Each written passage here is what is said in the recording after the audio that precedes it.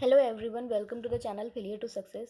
सो IBPS PO mains का कल exam था और मेरा एग्ज़ाम अच्छा नहीं हुआ है, बट मैं अपना रिव्यू शेयर कर रही हूँ। तो सबसे पहले बात करते हैं रीजनिंग की। तो रीजनिंग में जो सबसे पहले मैंने क्वेश्चंस अटेम्प्ट किए थे वो कोडेड से रिलेटेड थे, चाहे वो कोडेड इनइक्वालिटी हो। तो कोडेड इनइक्वालिटी के क्वेश्चंस मैंने अटेम्प्ट किए थे। मेरे को एग्जैक्टली याद नहीं कि कितने क्वेश्चन थे किस टाइप के, ठीक है, बट इसमें के जितने भी क्वेश्चंस थे वो मैंने अटेम्प्ट किए।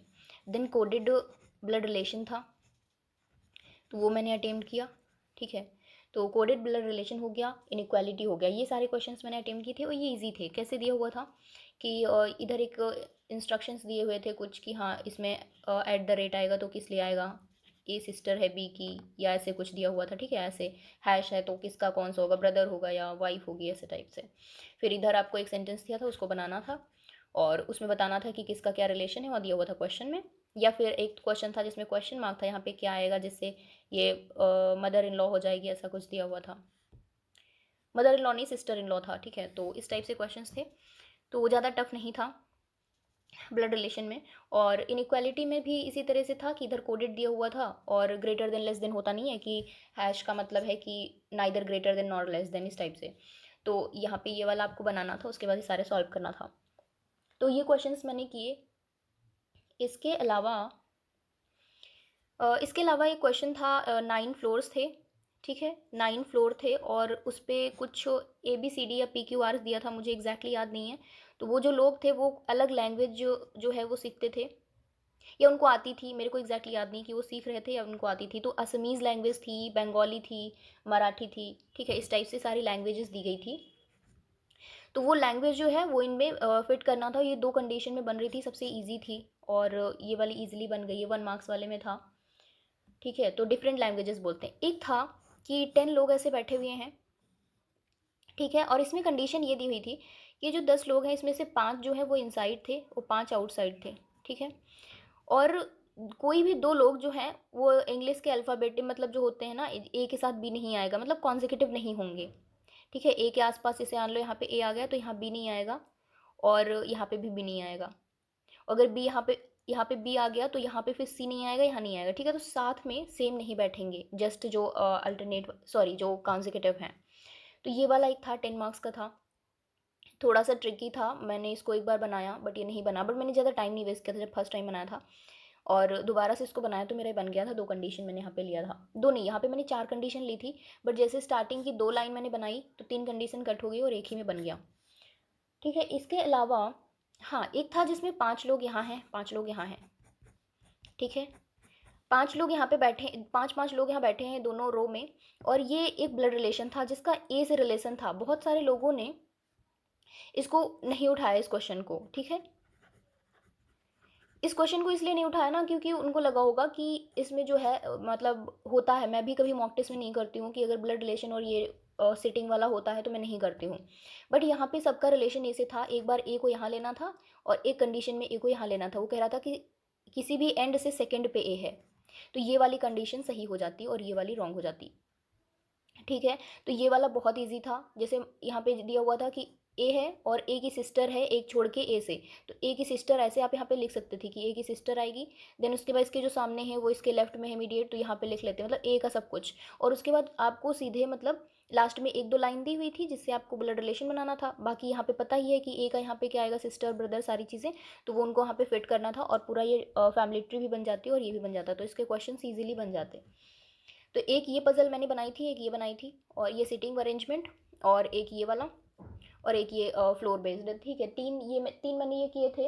इसके अलावा आई थिंक बस इतना ही किया था और ये 19 मार्क्स के थे टोटल।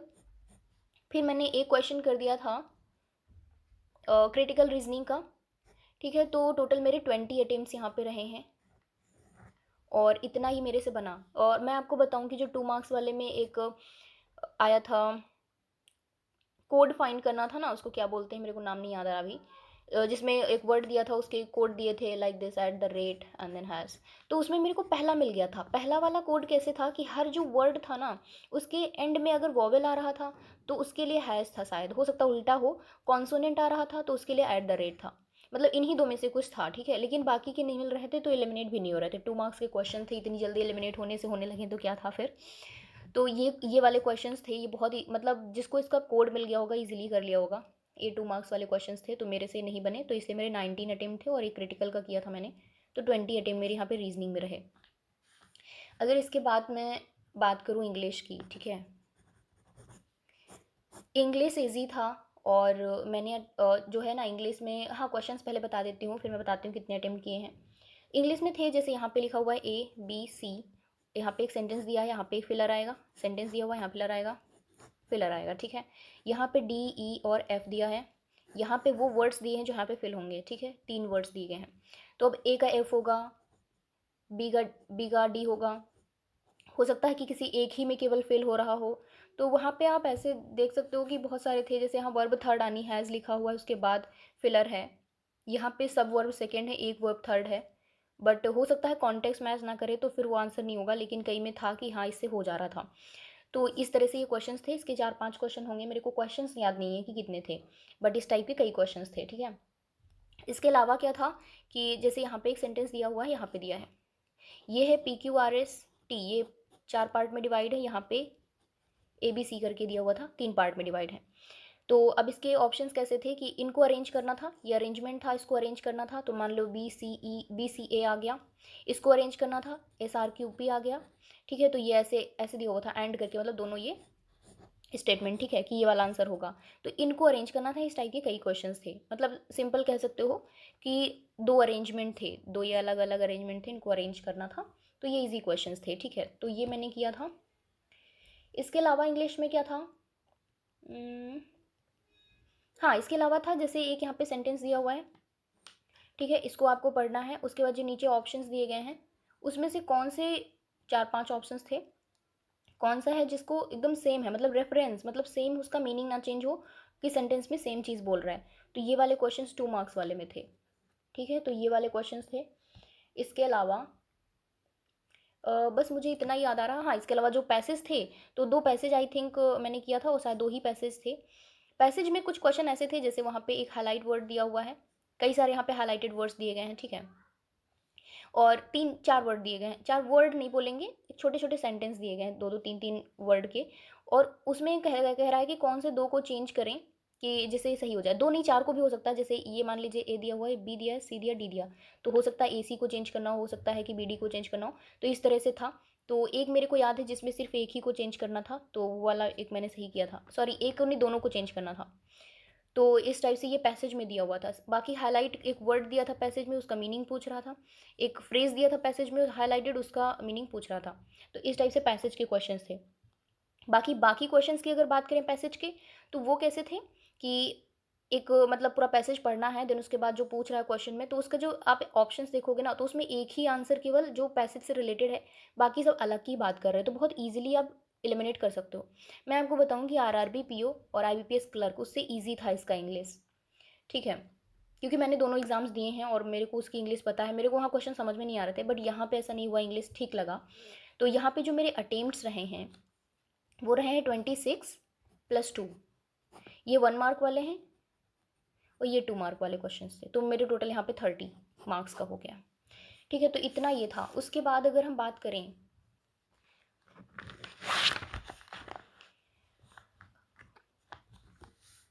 अब बात करते हैं हम यहाँ पे क्वांट की। क्वांट के बारे में क्या ही बोलना, मतलब मैं आपको बताऊं कि मैंने IPS क्लर्क में 28 मार्क्स का किया था, और पेपर इतना भी इजी नहीं था, बट मतलब क्वांट अच्छी तैयार थी, ऐसा नहीं है कि बस जैसे लास्ट ईयर था, तो मेरी तैयारी नहीं थी, तब मेरे 8-9 नंबर जो भी आए होंगे, तो मेरी तैयारी नहीं थी, तो जितना मैंने अटेम्प्ट किया था वो ठीक था। पेपर उस समय इतना टफ नहीं था, मतलब वो पेपर अगर आज करना होता तो उसमें अच्छा अटेम्प्ट हो जाता, बट इस बार जो एग्ज़ाम आया उसका लेवल एकदम अलग ही था। बहुत सारे लोगों ने अच्छा अटेम्प्ट किया है, बट जिनकी मेन जो है ना सारी सब्जेक्ट में प्रायोरिटी रहती है क्वांट को पढ़ना, उनके लिए वो इजी था। मेरे को सारे पढ़ना होता है, और दूसरी चीज़ क्वांट में स्टार्टिंग के 10 मिनट्स तक ना मैं यही देख रही हूँ कौन से क्वेश्चंस मैं करूँ। मैंने बहुत सारे वीडियोस देखे थे, जैसे हर्षल सर ने बताया था कि स्टार्टिंग के 15 मिनट में आपके 15 क्वेश्चंस अगर बन गए तो आपका पेपर अच्छा जाएगा, बट मेरे स्टार्टिंग के 10 मिनट में कुछ बना ही नहीं था। हालांकि मैं इससे पैनिक नहीं हो रही थी, मेरे को लगा था कि अगर मेरे को नहीं आ रहा है तो किसी को नहीं आ रहा होगा, और किसी को अगर कुछ लोगों को आ रहा है तो ठीक है, मतलब कुछ लोग तो हमेशा होते हैं टॉपर, तो मेरे को 10 मिनट तक कुछ समझ में नहीं आया कि मैं कौन से क्वेश्चंस करूँ। पहला सेक्शन पूरा देख लिया, 2 मार्क्स वाला जो 25 क्वेश्चंस का सेक्शन था, कुछ उसमें नहीं आ रहा था। देन 1 मार्क वाले पे गए, वहाँ पे देखा तो क्वेश्चंस तो देखने में सही लग रहे थे। जैसे पहला क्वेश्चन जो था उसमें 3 सीरीज दी गई थी, तो हमने कहा चलो अच्छा इसको स्टार्ट करते हैं, बनाते हैं। जैसे मैंने सीरीज उठाई, पहला तो ईजिली बन गया, रॉन्ग नंबर इसका पता चल गया। दूसरा बना रहे उसमें हमें समझ में नहीं आ रहा, तीसरा तो फिर बनाने का नंबर ही नहीं आया, क्योंकि अगर आप दूसरा बनाओगे नहीं तो तीसरा बना के क्या ही होगा, क्योंकि तीनों से ही आंसर निकलते। तो मैंने उसको भी छोड़ा। फिर उसके बाद मैं फिर से पहले वाले सेक्शन में गई जहाँ 25 क्वेश्चन का सेट था। फिर मेरे को वहाँ नहीं समझ में आया, फिर मैं वापस इसी पे आई। दोबारा मैं आई थिंक 20 मिनट्स मैंने इसमें वेस्ट किए होंगे। उसके बाद जब मैं इस सेक्शन पे आई और मैंने फिर से ये वाली सीरीज़ उठाई, क्योंकि मेरे को था कि मेरे को कुछ तो बनाना है, वरना मैं कैसे सेक्शनल क्लियर होगा। तो मैंने ये क्वेश्चन स्टार्ट किया करना। तो ये जो 10 क्वेश्चंस का सेट था, 1 मार्क वाला, इसमें की स्टार्टिंग की ये वाली बन गई थी सीरीज़। दोबारा जब मैंने बनाई तो ये वाली दूसरे का फिर नंबर फाइंड हो गया था, तीनों रॉन्ग नंबर सीरीज़ थी। तो तीनों बन गई और उसके बाद क्वेश्चंस मैंने इसके किए। तो शायद 2 या 3 क्वेश्चन होंगे, 3 थे शायद, जो भी थे 2 या 3 क्वेश्चंस थे। तो ये मैंने कर लिए। उसके बाद क्या था कि दिया हुआ था यहाँ पे एक क्वाड्रेटिक दी थी, यहाँ दी थी 4 क्वाड्रेटिक थी। इनको सॉल्व करना था, इजी थी क्वाड्रेटिक तो, इजी थी, कोई बहुत ज़्यादा रूल नहीं लग रहा था, जैसे प्री में आती है वैसे ही सॉल्व करना था इनको। उसके बाद पूछ रहा था कि जो उसमें हाईएस्ट वाला फैक्टर आ रहा है ना, जो हाईएस्ट फैक्टर आ रहा है उसके एलसीएम क्या होंगे। तो सबके हाईएस्ट फैक्टर फैक्टर लेने के बाद एलसीएम करना था। आई थिंक 840 इतना आया था। तो ये यहाँ पे एक क्वेश्चन इससे था। उसके अलावा था कि किन दो, जैसे यहाँ पे 2 फैक्टर आए तो उनका डिफरेंस 1 किस में हो रहा। तो पहले में था ए में, सी, ए में, बी में और डी में, ये सी में नहीं हो रहा था सिर्फ, क्योंकि उसमें फ्रैक्शन में वैल्यू आ रही थी। तो ये 3 इसका आंसर हो जाता है। ठीक है, तो ये 2 क्वेश्चन इसके मैंने किए थे।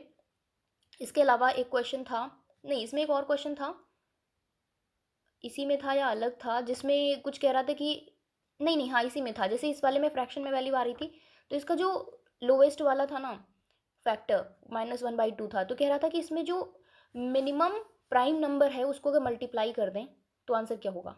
तो मिनिमम प्राइम नंबर क्या होता है, 2 होता है। तो ये -1 हो जाएगा। ये क्वेश्चन था। और मेरे को क्वेश्चंस याद नहीं आ रहे, तो एक क्वेश्चन ये था। इसके अलावा हाँ, और मैं बता देती हूँ इसके अलावा मैंने क्या किया था। यहाँ पे जैसे कि एक ये दिया हुआ है, कुछ स्टोरीज दी गई थी, और क्या था, पोएम्स और स्टोरीज का। हाँ, तो एम एन में यहाँ पे रिलेशन दिया हुआ है। यहाँ पे पोएम्स की वो दी गई है, पोएम्स दी गई हैं कि कितनी हैं। यहाँ पे देख क्या दिया हुआ था, परसेंटेज दिया था। यहाँ पे पोएम का परसेंटेज दिया था, और पोएम का परसेंटेज दिया था ओवरऑल में से। ठीक है, यहाँ पे पोएम्स दी गई थी, सॉरी ये स्टोरीज का हो शायद पोएम का हो, मैं थोड़ा कंफ्यूज हो रही हूँ। तो यहाँ पे कुछ था, यहाँ पे एम एन में थोड़े रिलेशन दिए हुए थे, तो उससे एम और एन की वैल्यू निकल आती। और जेड भी था शायद, कुछ 3 वेरिएबल थे, तो उनकी वैल्यू फाइंड करके यहाँ पे पुट करना था। और उसके बाद ये सॉल्व करना था, ज़्यादा टफ नहीं था क्वेश्चन ये। तो ये मैंने कर लिया था ये।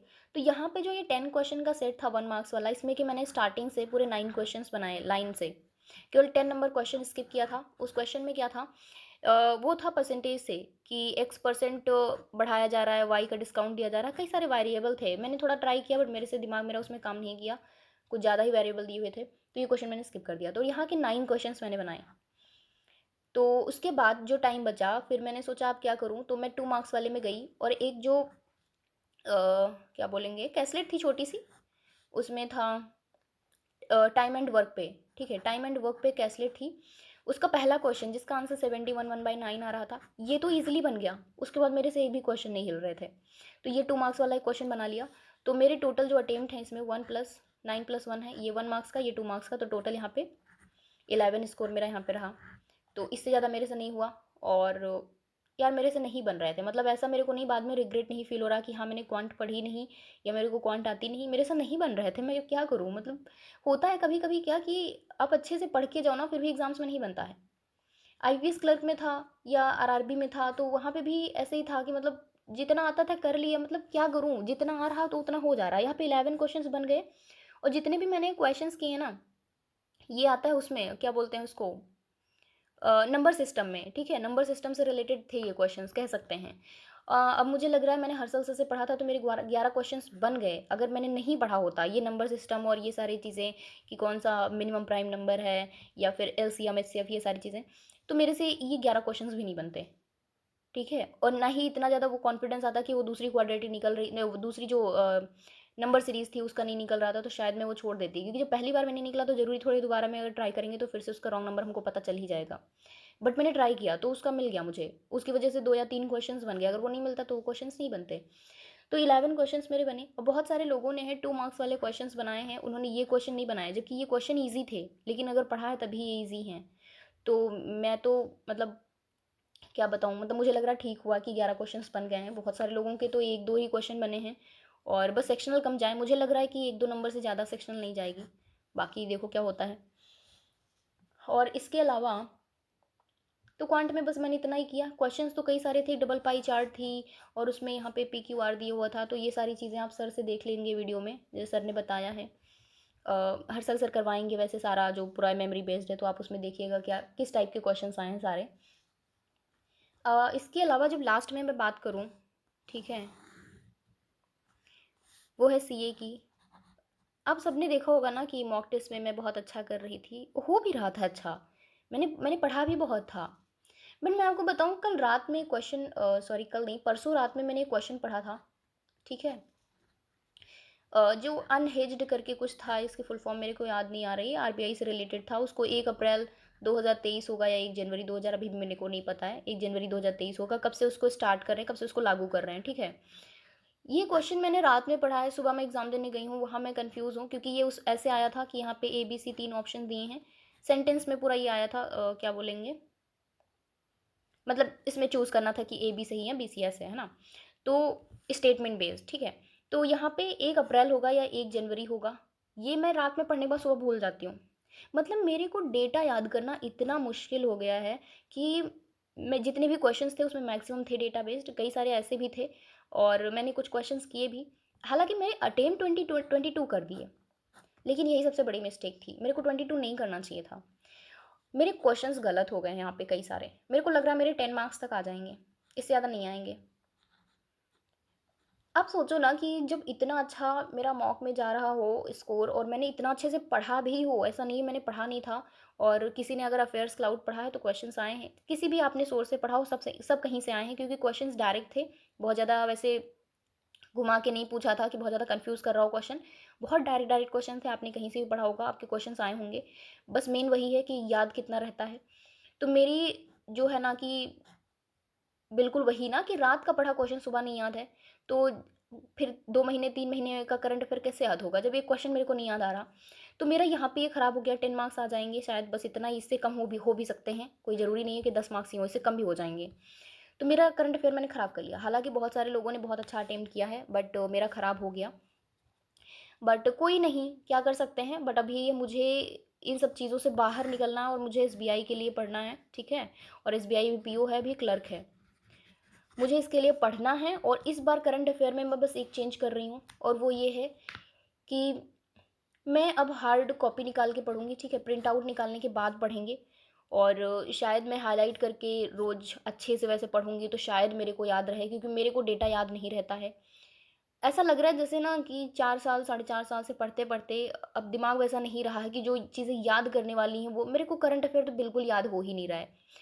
अगर मैं घर में कर रही हूँ अच्छा परफॉर्म, बट इस मतलब वहाँ पे पेपर में तो होगा ही नहीं, वहाँ बिल्कुल अच्छा परफॉर्मेंस नहीं हो पाती, मतलब ऐसा लगता है कि उस सेक्शन में मेरे को ना ओपन होते ही ऐसा लग रहा था बस अब तो मैं हर क्वेश्चन पढ़ रही हूँ, मेरे को आ ही नहीं रहे, मतलब ये लग रहा पढ़ा हुआ है, बट मेरे से एकदम श्योर शॉर्ट कहो कि हाँ ये आंसर टिक कर दो, तो मेरे अंदर इतनी हिम्मत ही नहीं थी कि मैं किसी क्वेश्चन को एग्जैक्ट टिक कर दूँ, ऐसा वाला यहाँ पे हो गया मेरे साथ। मेरे को समझ में नहीं आ रहा था क्या हो रहा है।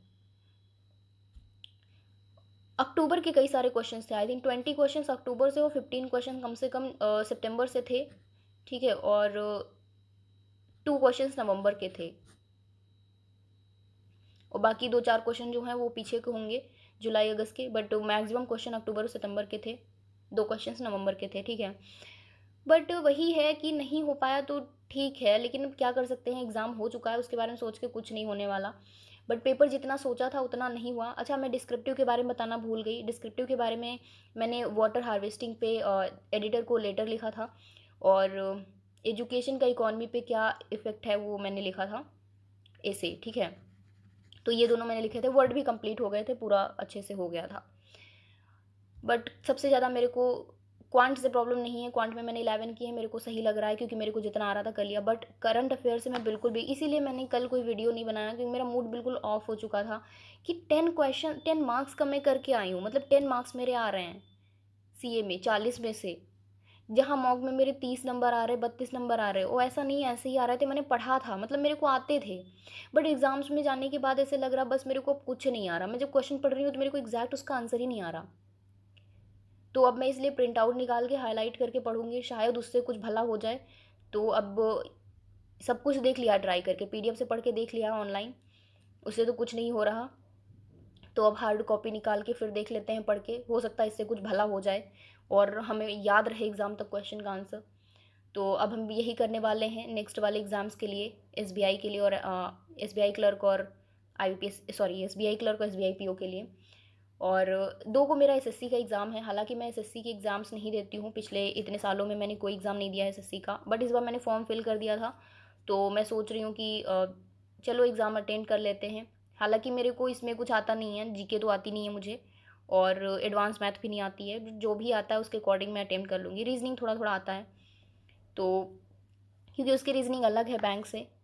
बट ठीक है, अटेम्प्ट पेपर दे आएंगे, और हो सकता है आप लोगों में से बहुत सारे लोगों का हो। तो इसके मॉक टेस्ट सिर्फ मैं करने वाली हूँ, बाकी कुछ ज़्यादा अलग से जीके के नहीं पढ़ूंगी, ठीक है, क्योंकि मेरा अभी भी टारगेट से बैंक है, और एसएससी का एग्ज़ाम बस ऐसे ही अटेम्प्ट, बस अपीयर हो जाना एग्ज़ाम में, जैसा भी होगा एग्ज़ाम देखा जाएगा। तो अगर आप लोग चाहते हैं कि मैं इसका मॉक टेस्ट दूँ, तो अगर अपलोड करूँ, ठीक है, मार्क्स जो भी आए मेरा स्कोर, तो आप लोग बताइएगा कमेंट सेक्शन में, अदरवाइज़ मैं नहीं करूँगी, क्योंकि बहुत सारे लोग ट्रॉल करना शुरू कर देंगे कि बैंक की तैयारी कर रहे हैं, एसएससी में आ गई, यहाँ तुम्हारा कुछ नहीं हुआ तो वहाँ कैसे होगा।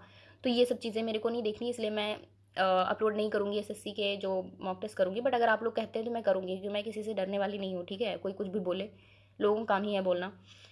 बाकी मेरे को कोई दिक्कत नहीं होती है, कोई बैंक की तैयारी कर रहा हो, वो एसएससी की कर रहा है या एसएससी की कर रहा, बैंक की कर रहा, मेरे को अपने से मतलब है, अपना अपना सिलेक्शन लेने से मतलब है, ठीक है, कोई कुछ भी करे। तो आई थिंक किसी को भी प्रॉब्लम नहीं होनी चाहिए। ओके। तो आप लोगों का कैसा एग्ज़ाम हुआ, आपके कितने अटेम्प्ट रहे, प्लीज़ बताइएगा। और जिसका भी अच्छा एग्ज़ाम हुआ है वो लोग एकदम आराम से इंटरव्यू की तैयारी स्टार्ट कर दें थोड़ा थोड़ा अभी से। और बाकी एसबीआई के लिए भी आगे एग्ज़ाम है ही है, तो उसके लिए अच्छे से प्रिपरेशन करिए। बाकी जब तक जॉब नहीं लग जाती है तब तक पढ़ाई रोकनी थोड़े है, और ठीक है, कभी कभी होता है। कभी क्या, मेरा 4th अटेम्प्ट था, एग्ज़ाम में बैठी थी, बगल में एक लड़की थी, उसने पूछ भी लिया कि मैम आपका फ़र्स्ट है, हमने कहा फ़र्स्ट नहीं मेरा 4th है। तो उसका फ़र्स्ट टाइम था एग्ज़ाम। तो होता है, काफ़ी डिस्टर्बेंस रहता है, टाइपिंग के टाइम में भी लोग बात करने लगते हैं, कितने वर्ड लिखना है, क्या लिखना है। शायद फर्स्ट टाइम वालों को ज़्यादा दिक्कत होती है, बाकी तो सबको पता होता है कितना क्या लिखना है।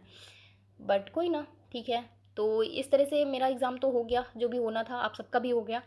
और अब नेक्स्ट एग्ज़ाम के लिए अच्छे से पढ़ना है, ज़्यादा परेशान होने की ज़रूरत नहीं है, क्योंकि अभी हमारे पास जो एग्ज़ाम्स हैं उसमें हम अच्छा कर सकते हैं। हालांकि यहाँ से मेरे को एक चीज़ की सीख मिली है, वो ये है कि क्वांट अगर टफ आई है, ठीक है, तो सबके लिए आई है। हाँ, ये है कि थोड़ा सा मेरे को और पढ़ना चाहिए था, बहुत सारे लोगों ने 2 मार्क्स वाले क्वेश्चन किए हैं, ये नहीं किया। तो जिन लोगों ने वो किया है उनको ये वाला पोर्शन पढ़ने की ज़रूरत है, जिसने ये किया है उनको वो वाला पोर्शन पढ़ने की ज़रूरत है, 2 मार्क्स वाले में जो भी आए थे, डबल पाई चार्ट और वो सारी चीज़ें। बट मैक्सिमम जो क्वेश्चंस थे ना, ये वाले अगर छोड़ के देखें नंबर सिस्टम को, तो मैक्सिमम क्वेश्चंस थे वर्ड प्रॉब्लम से रिलेटेड, मतलब कि सबको अच्छे से आना चाहिए, टाइम एंड वर्क, ये सारी चीज़ें, परसेंटेज, टाइम एंड वर्क, उस पर हेलो सिलेंडर जो होता ना, हॉलो सिलेंडर, उससे क्वेश्चंस थे। तो मतलब अच्छे से एकदम डीप में पेपर था। बट कोई नहीं, जो भी था सब ये हो चुका है, अब इसके बारे में नहीं सोचना है। अब मेरे को एसबीआई पीओ के प्री के मॉक टेस्ट करना है, ठीक है। आगे का मेरा क्या टारगेट रहेगा वो मैं बता देती हूँ। आगे के उस पर टारगेट पे मेरा यही रहेगा कि एसबीआई पीओ के लिए प्री का मेरे को पढ़ना है, ठीक है। और बाकी डेली में मुझे क्वांट को, ठीक है, 1 घंटा कम से कम, मतलब 1 घंटे का मतलब है एक वीडियो तो मुझे देखनी ही देखनी है, चाहे वो 1 घंटे की हो, 1.5 घंटे की हो, 2 घंटे की हो, एक क्वांट का वीडियो देखना है, ठीक है।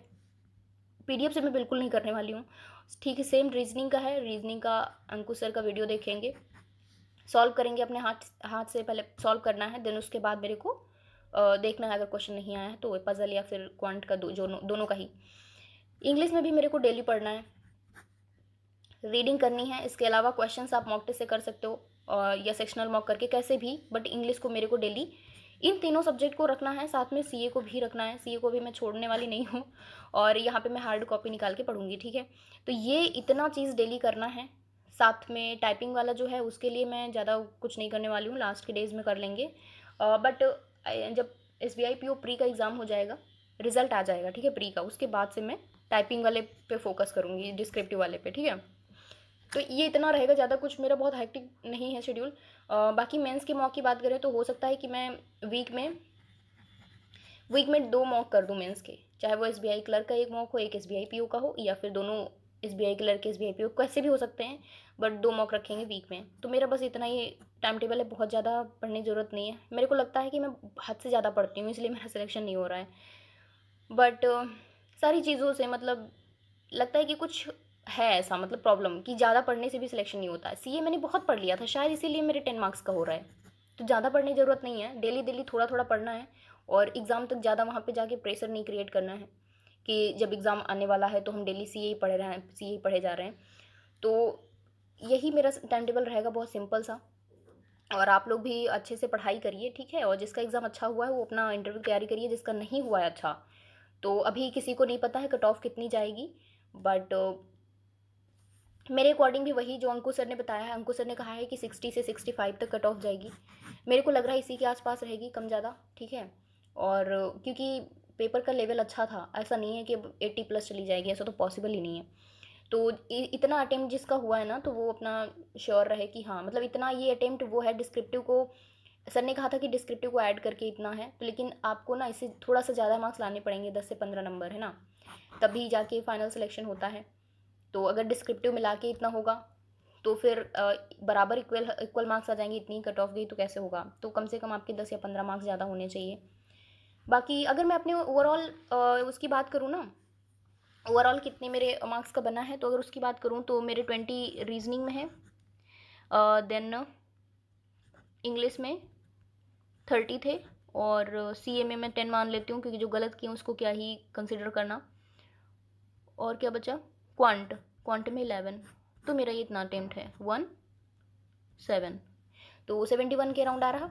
बट इंग्लिश में कभी भी 100% एक्यूरेसी होती नहीं है, ठीक है। तो यहाँ पे थोड़े बहुत क्वेश्चंस गलत हो जाएंगे, बट पूरा जो मेरा सिलेक्शन का ये एग्ज़ाम मेंस का क्लियर करने का जो भी ये पूरा डिपेंड करता है ना, वो सिर्फ इंग्लिश के सेक्शन पे है। बाकी तो सब ब्लंडर कर चुके हैं।